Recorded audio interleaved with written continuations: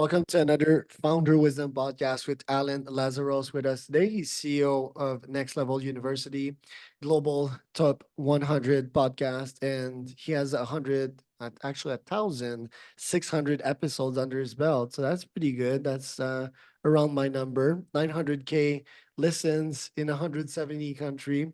He's a computer engineer with an MBA, a business coach, also a sales guy. So we're going to discuss podcasting, sales, his life story, and everything between today. This podcast is brought to you by podfire.com. If you want to start or scale your own podcast, go to podfire.com. Alan, welcome to the pod, dude. Tell me a bit more about yourself and what you're up to.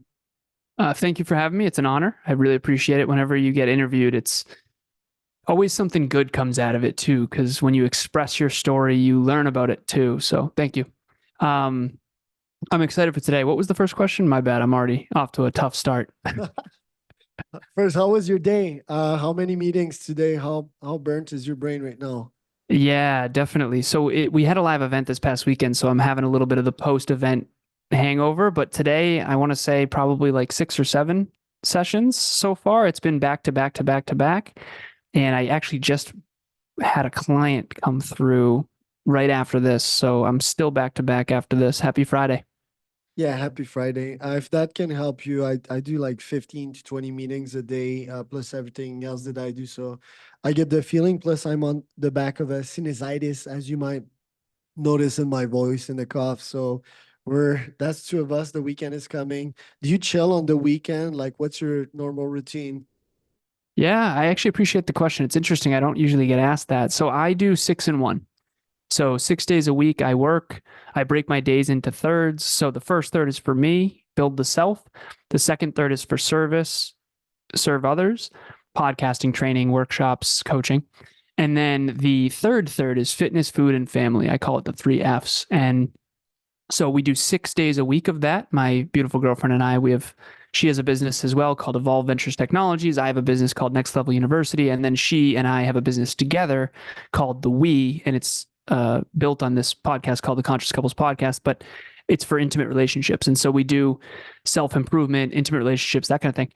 And so we do first third is build the self, second third is for service, and then 7:30 p.m. hits, and we're both fitness, food, and family, and R&R.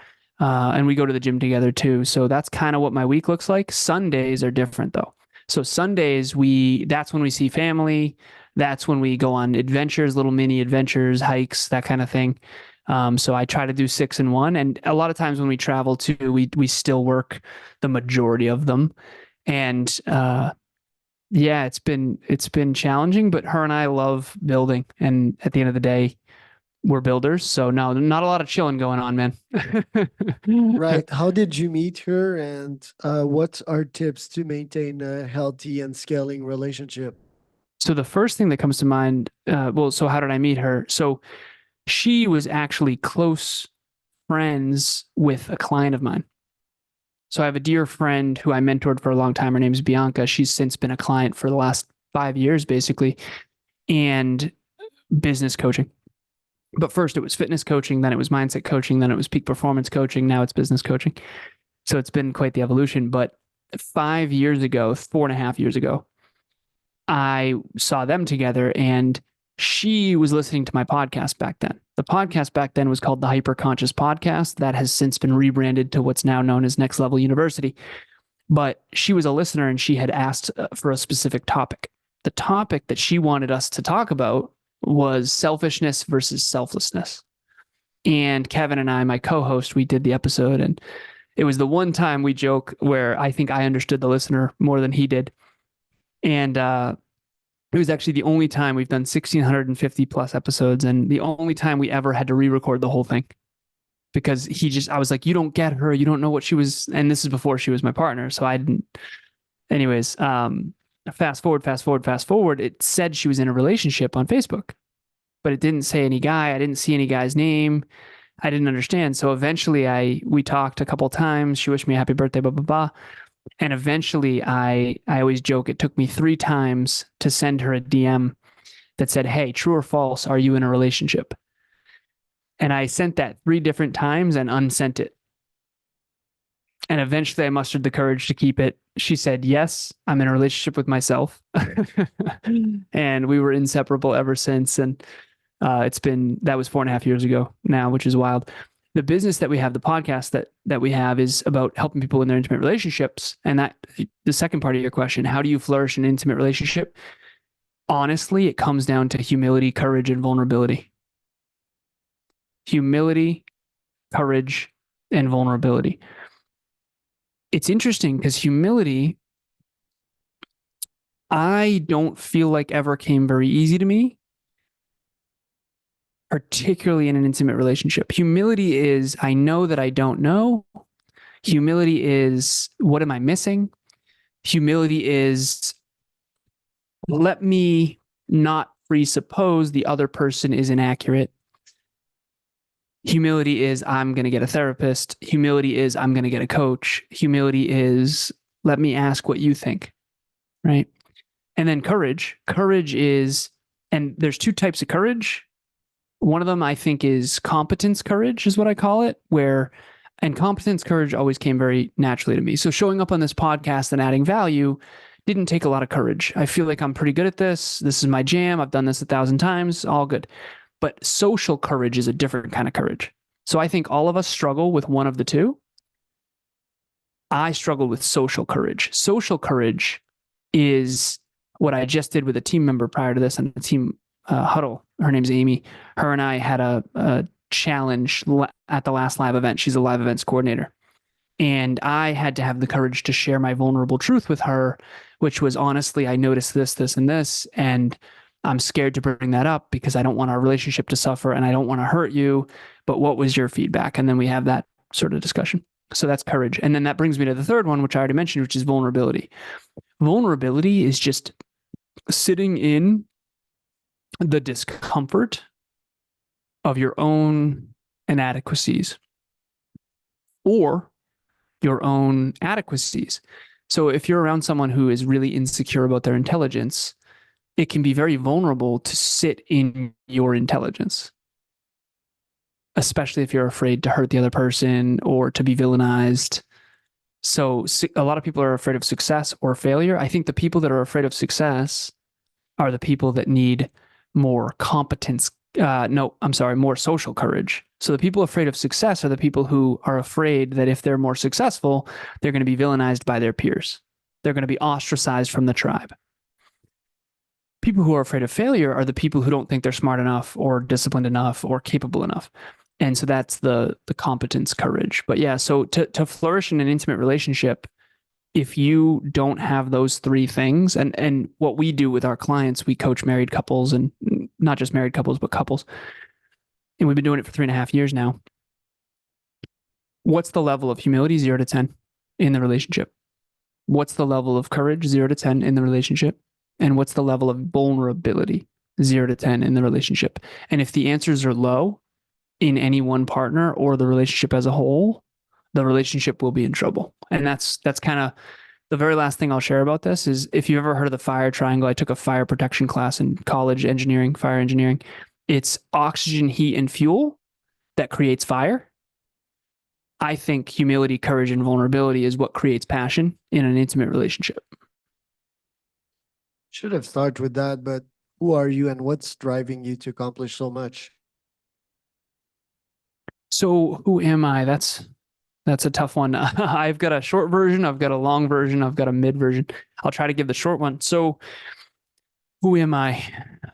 I was born into adversity. And keep in mind when I tell this brief story that I had no idea about any of this at the time. But I've since sort of rewatched the movie of my own life. When I got in my 30s, I got a therapist named Carol, and I've really kind of reflected back. And so if you ever watched a movie when you were a kid and then rewatched it as an adult, you notice a lot more this time. So for me, I always use Finding Nemo. I saw it as a kid. I rode my bike to the movie theater back in 2004. And I saw it as an adult, and I notice a lot more now. So that's kind of what it's been like to rewatch the movie of my own life. So anyways, when I was 2 years old, my father passed away in a car accident. This is the short Cliff Notes version, keep in mind. And I had an older sister, she was 6, and a mom who was 31. And my mom was a stay-at-home mom. My dad was the breadwinner.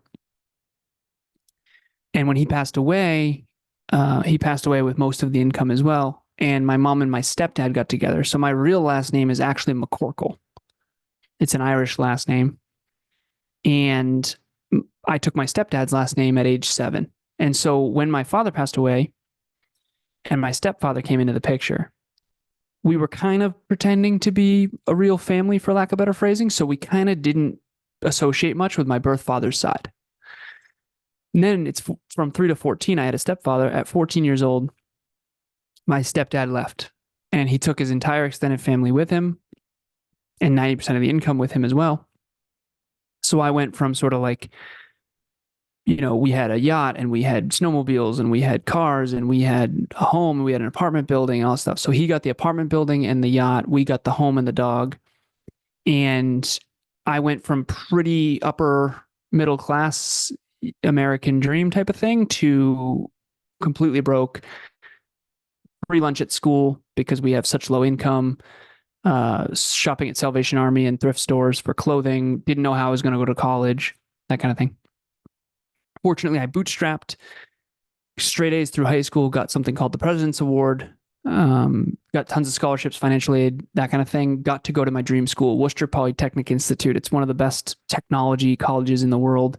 It's also one of the most expensive, which is why I didn't know if I'd be able to go. But I got my computer engineering degree there, and then I got my master's in business, and then I was off to the races. And I went into corporate America. I worked for a bunch of different tech companies. I worked for Sensata Technologies and Oz Development and iRobot and Tyco Safety Products, and eventually landed at a company called Cognex. I did inside sales engineering there, and then I was promoted to outside sales, and that's when I got in my own car accident. So my father passed away in a car accident when he was 28 years old, when I was 2. When I was 26 years old, I got in my own car accident, and that was sort of my quarter life crisis.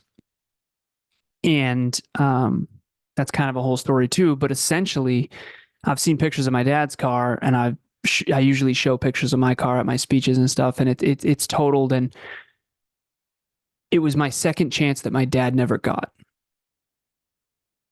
And after that, the best way I can describe it in the shortest way, I was successful from the outside in before the car accident. It wasn't until after the car accident that I started focusing on being fulfilled from the inside out. And so now I often talk about how, with my clients in particular, but it's my job to help you become the most successful and fulfilled possible. Fulfillment is internal. Fulfillment is core values and healing your trauma and therapy and inner work and that kind of stuff. Success is professional development, resume, career, speaking skills, hard skills, spreadsheets, numbers, tracking. And so most people are righty or lefty. You've got amazing professionally developed people who are emotionally immature. That was me. And then you've got these wonderful, emotionally mature, holistic individuals who don't do well in their career. And so how do we all become ambidextrous in the 21st century is kind of what I'm focused on. And I certainly was not ambidextrous. So I went from professionally developed all the way to broke. And then at the bottom, I was super personally developed and super fulfilled, but broke. So I was successful and unfulfilled. And then I went all the way to fulfilled and unsuccessful. And both of them suck, to be honest. And so now I'm grateful to have designed a life that brings both success and fulfillment. It's incredible. So tell me about the empire you've built for yourself in terms of business. So at this stage, it didn't start this way, but we started with 1 episode a week, and now we're doing 7 episodes a week. And then I also have another podcast called The Next Level Audio Blog. But at this point, we have 22 departments. One of them is a charity. My business partner and I both grew up without fathers. So my father passed away when I was 2. His father left when he was born, and he didn't meet his father until he was 27. And so now we host a charity event every Father's Day for boys without fathers, and we rent out a YMCA, and we turn a traditionally sad day into a really positive one. And we've been doing that for years. It's been really cool. But 22 departments, 21-person team, entirely virtual.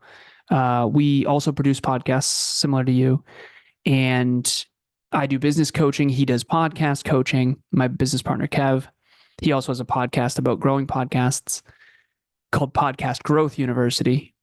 And that's pretty much the deal. We talk about holistic self improvement. And so I was always improvement oriented. I always achieved and was improving along the way. I did semi pro gaming for a time, snowboarding, basketball, this kind of stuff. But I wasn't focused on the inside. It wasn't self improvement for me. And so now we have a business that is entirely built on holistic self improvement, health, wealth, and love. Health is physical, mental, emotional, and spiritual. Wealth is how much money you make, how you make your money. Do you enjoy it? How much money you make is whether it's increasing or decreasing. And then the last one is where do you invest it? So health, wealth, and love. And then love is intimate relationship, friends, family, colleagues, clients, mentors, mentees, that kind of thing. And so we always call it a tripod. If one leg falls, success and fulfillment fall. I had mentors where they took better care of their Porsche than their own family, and they were multimillionaires. And then I had other people that are wildly successful in their intimate relationship, and they have kids and a wonderful, fulfilling family life, but they aren't successful in their careers, so they don't have enough money. And I always said, I want both. You got to do both.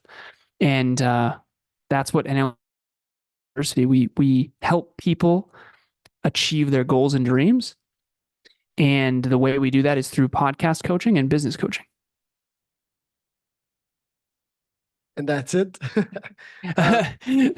Your day to day, what does it look like in terms of calendar, productivity? How do you hack your energy levels to get the outcome that you want?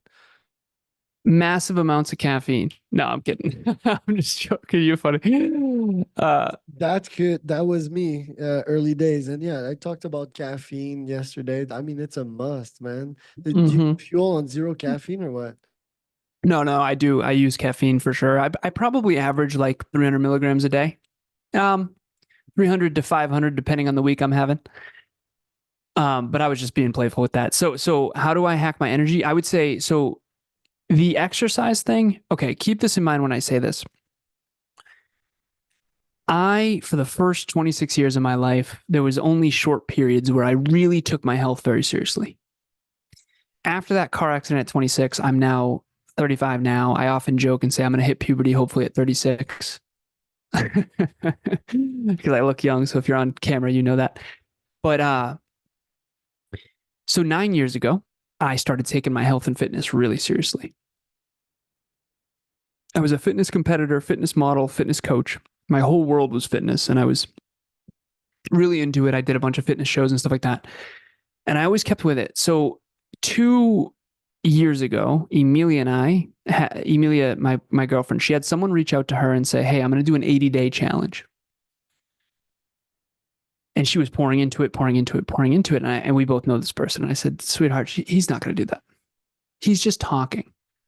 I said, he has never even done 3 days, never mind 80. And I wasn't trying to be unkind, but I'm sick and tired of people talking more than they walk.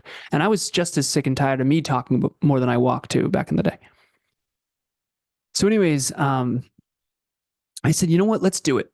You can lead a horse to water. You can't make him drink. But what if you drink the water in front of the horse? The horse might come. The horse might be like, hey, maybe I'll do it. Right. So let's inspire. I said, my old best is 3.5 months.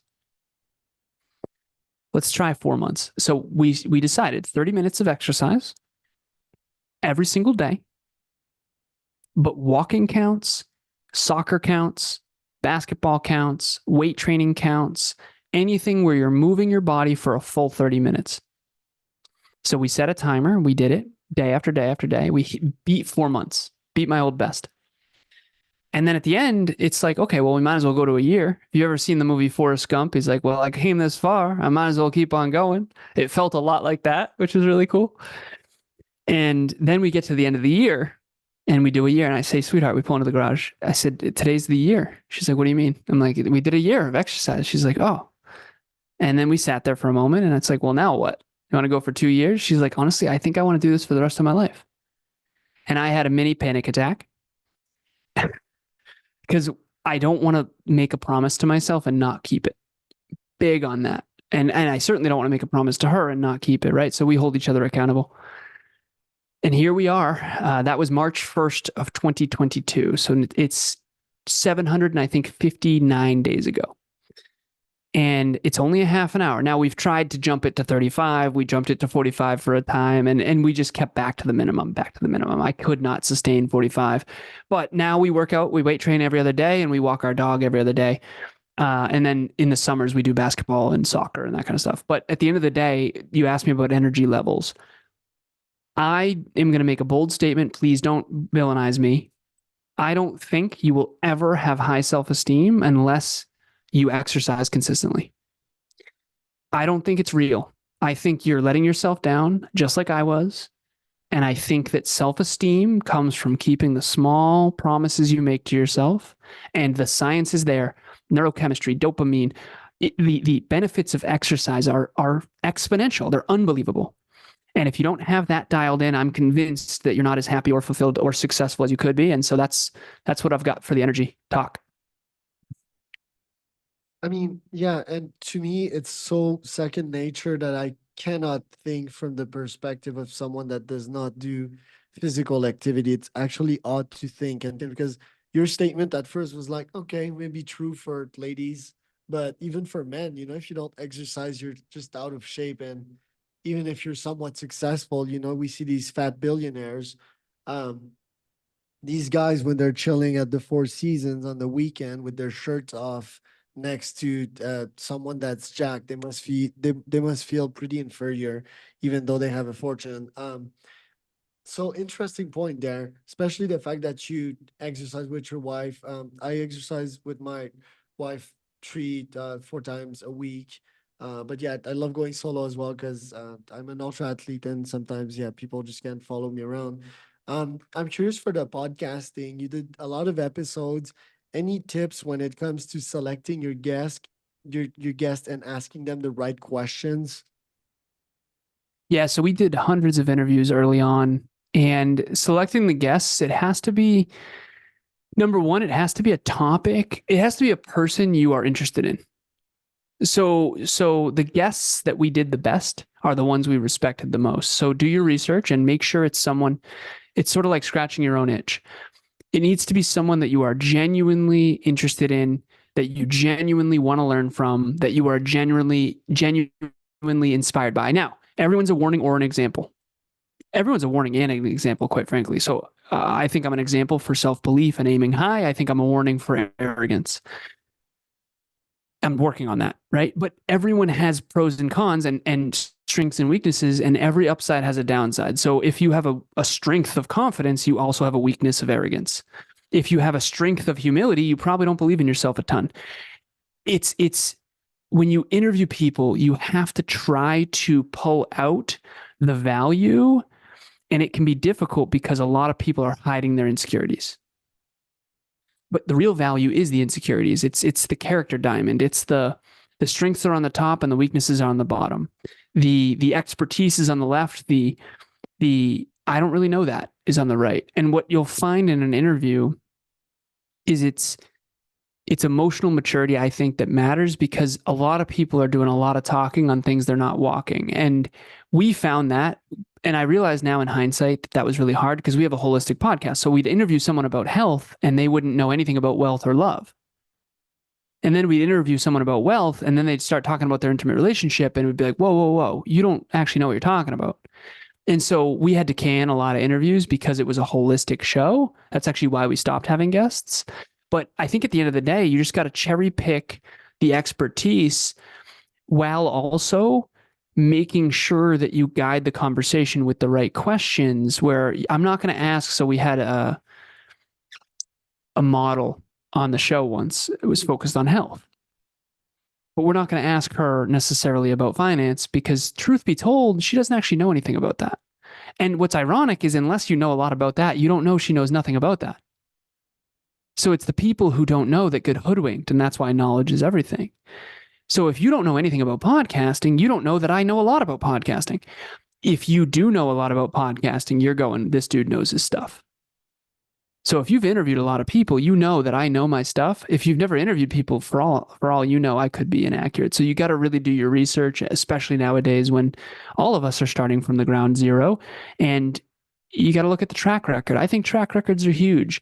I think back in the day, it was a little overly earn your stripes. I think way back in the day, it was like, unless you're a decorated, credentialed, you need this degree from this institution, you don't have an opinion. I think that was too much. I think we've overswung.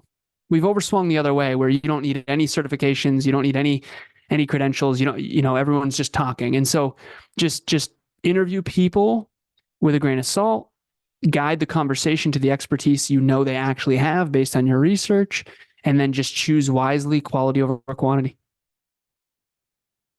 What is being hyperconscious? Hyperconscious, if you look it up in the dictionary, it says acutely aware. But we had a tagline at the Hyperconscious podcast where change the way you think, change the way you act, change the way you live. So the whole podcast was about self-awareness. So there's three main things. Even right now at Next Level University, it's still the same thing, really. I want you to understand more about yourself, self-awareness. I want you to understand more about people, others awareness. And then I want you to understand the world. So if you understand those three things, you understand who you are, what you are, and why you are that way, and how you work. You understand other people, how they work, why they're that way. And you understand the economy, you understand the world, you understand the universe, you understand how it works and why it works that way. I mean, you are a chess player that can be a grandmaster. You know what move to make because you know how the game works, and not a chess finite game, but an infinite game. And so life, I used to say this all the time, if you go into life without an education, you don't understand yourself, you don't understand other people, you don't understand the world, you don't understand science, you don't understand finance, you don't understand physics, you don't understand economics, micro and macro. If you don't understand that stuff, truth be told, please don't villainize me, you're in trouble. And the reason why you're in trouble is you can't make effective choices. If you go into Canada thinking there's 800 million people there and you realize there's a ton of land and only 37 million people there, you don't go there for a huge economy. No offense to any Canadians. But the Philippines has 110 million people in a tiny amount of land. You don't go to the Philippines to buy land, and you don't go to Canada for a huge economy. I just think that data is important. You have to understand the world and how it works. And so I think the world is kind of split up to these really self-aware people that constantly do the inner work, but they don't really understand the economy and the global economy, and minimum wage in the Philippines is different than minimum wage in the US, is different than minimum wage in Canada, and how it all works together, and how business works, and how real estate works, and private versus commercial. And then you have these people that understand how the world works, understands how business works, understands finance, understands spreadsheets, understands private versus commercial, but they don't understand themselves at all. So I think all of us are extrinsic or intrinsic. I was extrinsic, turned intrinsic after my car accident. I think other people are intrinsic and they are learning from me extrinsic. I think you're probably extrinsic turned intrinsic, most likely. That's my take. Yeah, yeah, thumbs up. And I think men tend to be extrinsic and then go internal once they realize they're deeply unfulfilled. And I think women tend to start internal and then become extrinsic over time as they become much more empowered, fortunately, globally. Interesting. Last, I want to talk about the services that you offer. Like, what are the economics of your business? How do you make money? How much clients? What is the ticket size and so forth? So we have, like I said, 22 departments, and from the top of it is all free. So social media is free. I can go through other media, which would be going on other podcasts. This is obviously free. What would be after other media? Then we have the podcast, that's free. Next Level University, Podcast Growth University, Next Level Audio Blog. Then below that, you've got private Facebook group, that's free, right? So the whole first half of the services, the departments, are all free. I always use Google as an example. It's like, how many people have spent money at Google? A very small fraction of the percentage of the population has ever spent money at Google. Most people have YouTube for free and Gmail for free and blah, blah, blah. But we spend money at Google because we use Google Drive, and we use Google as our Google Suite for our work platform and for our emails. And I also have YouTube Premium and all that kind of stuff. So I set up our business the same way. We set up our business the same way, but I created the business structure. So I say I. But anyways, so all that stuff, we have monthly meetups and we have book club, and we have all these things for free. That's how you build a relationship. And then you say, as you get deeper and deeper and deeper in the business model, you build a relationship of know, like, trust. And then you say, you know what? I really like these guys. I'm learning a lot. I'm growing. And so I think of the business model is like a funnel, but I like to think of it like an upside down mountain. Where the higher you climb on the mountain, the more the value is, the higher the price point.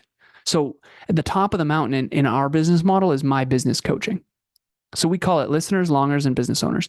Listeners are people who want to learn from us. Longers are people who want to start their own podcasts and their own communities. And then you've got business owners. Business owners are people who are making money in their own business who need to grow and scale.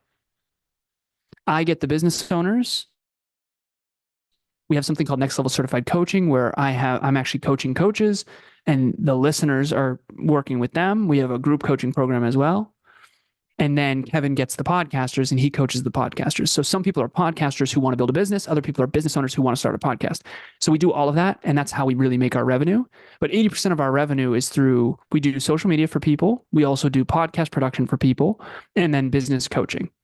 But a lot of the listeners and a lot of the value we provide is actually free for a large majority of the first part of the journey.